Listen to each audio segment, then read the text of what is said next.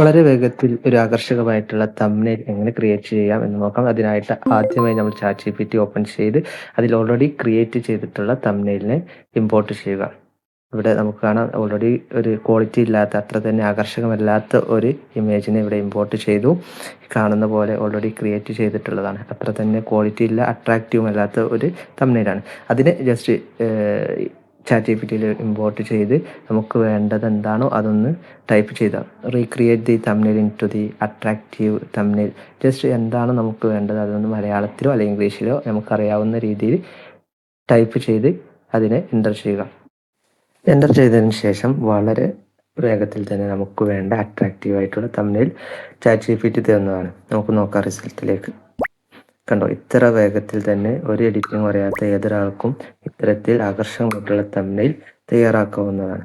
ഇതിൻ്റെ കൂടുതൽ ഡീറ്റെയിൽസ്, കൂടുതൽ വീഡിയോസ് വേണമെങ്കിൽ കമൻറ്റിൽ അറിയിക്കുക.